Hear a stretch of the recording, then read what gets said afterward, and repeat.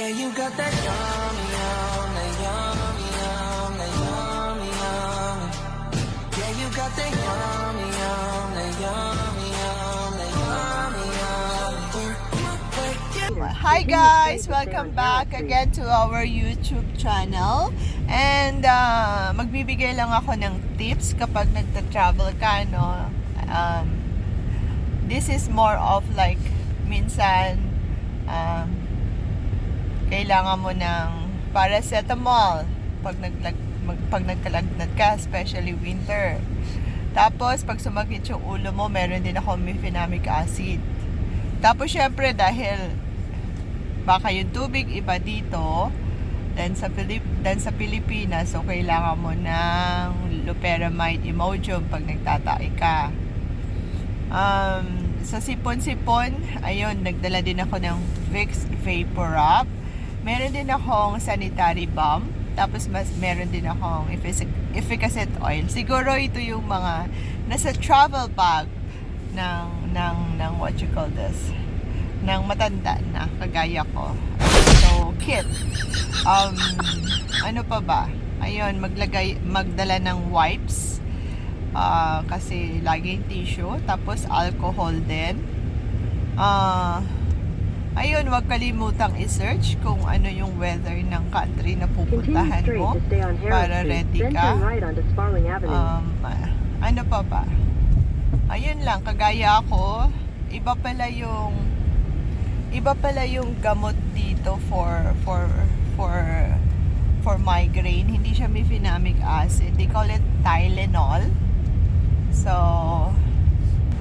there's Walmart right in front of us. Okay, I guess it took us. Next left. No, I'm not taking the next left. It's into a garage. Oh, it's down. So, for headache, what you call this, the medicine here is Tylenol, right? Yes, acetaminophen. Acetaminophen is the main painkiller for headaches and stuff like that. Alright. Take the next right So onto ako, Wilson Street. meron akong dalang, hindi naman ako laging nagkaka-migraine. Magkaka-migraine lang ako pag gutom. Sobrang gutom na, tsaka o kaya yung merong menstruation. Pero kapag may menstruation ako na hindi gutom, okay lang. Pero kahapon, gutom ako dahil nagbiyahe kami ng 5 oras, tapos meron In ako, 200 yun meters at the talagang, roundabout, take the first sumakit exit. yung sumakit talaga yung, sumakit talaga yung aking yung In 100 meters, yung turn right ulo toward ko. Wilson Street. Umatake talaga yung migraine. So kagabi uminom akong mefenamic acid. Tapos ngayon uminom ulit ako kasi parang hindi pa siya natanggal. Pero so far, simula nung July na nandito ako hanggang ngayon, nakainom lang ako ng 4. So 2. So isa kahapon. Tapos ngayon, is it open, Han? No, and I don't think so. What time is it opening? I don't know. Man! I look now. So, yun. So, yun, ito yung, siguro dahil pauwi na ako, dahil Relax, pauwi Mars na Gabi. sa Pilipinas, parang yung katawan ko na-feel niya, kaya yun. Pero dati, hindi naman. So, tomorrow is our flight, 11 a.m. kapag na-approve yung... Hey, Sammy! Kapag na-approve yung... Oh, it says it's open now. Yeah, I know. It's Well, the there's people supermarket. this sitting and the woman here still sitting in their vehicles. I don't know what they're waiting for. Ayun. Okay, you want to stay in here and we just go get it? No, well, go! Oh, see, it's not just my belt you want, eh? What? It's not just my belt you want. We can't take him. Okay, then I will stay here. What do you need? I don't know. Oh, you just want to shop. No, if you can buy me honey, like what you call this, just banana, 2 pieces, 3 pieces. I just did banana. You get 2 pieces for today's chia and tomorrow's chia. I don't have chia. I want to eat banana today, later, and tomorrow. How So 2 about pieces. you? 3. Okay, fine, 3. Ayan. So, kailangan ko ng banana. If you want to take him for a walk, you can. No. Oh, I leave And, I leave the keys with you. yeah. Hi guys! So, nag-pause sandali. You got a good poops, ah? Nilakad ko siya kasi nagwawala na.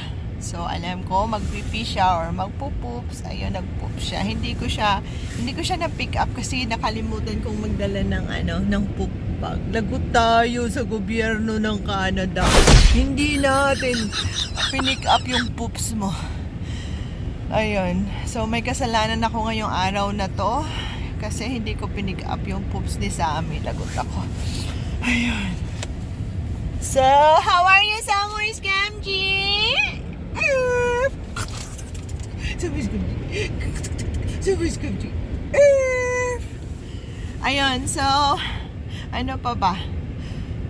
Negative 22, guys. Mga 5 minutes, wala akong guantes. Sobrang nakakaloka. As in. So, hangang-hanga talaga ako sa mga nandito. Kayang-kaya nila yung lamig. Pag nandito ka, maganda yung buhay. Makulay. Maganda. Makikita mo na maganda yung future mo, walang problema, mabilis kang magkaroon ng bahay, ng kotse. Pero kailangan mong kayanin yung lamig dito. Sa Pilipinas naman, kung simple ka lang, perfect yung Pilipinas kasi walang lamig. And yung celebration, masasabi kong yung New Year, napakasaya sa Pilipinas. Napakaingay, ang saya-saya. Kung paano sinasalubong yung bagong taon dito na sa bahay, yung iba tulog. So, sa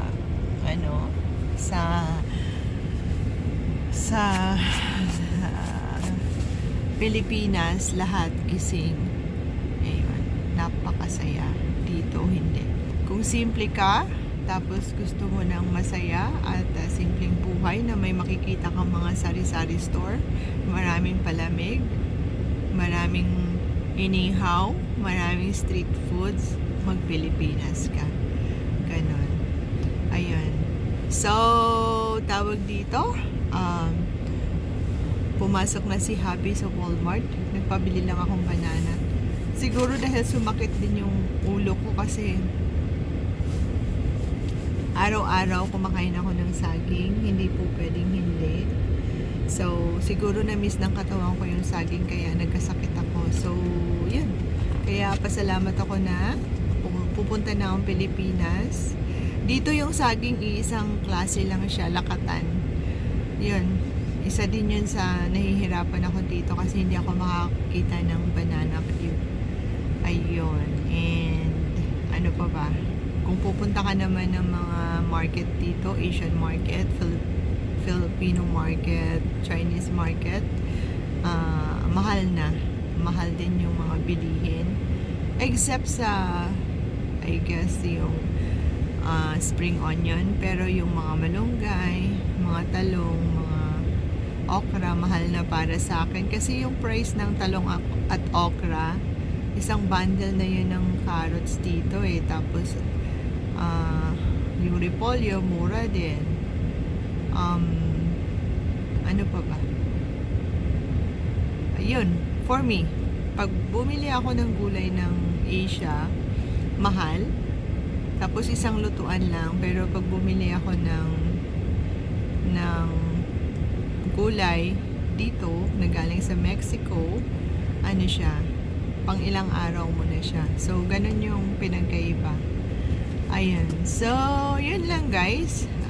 About some tips sa travel, yung mga kailangan dalhin. Tapos, kailangan talagang i-search kung ano yung weather. And then, ano pa ba? Pag may kulang, mag-comment na lang kayo. Ayun.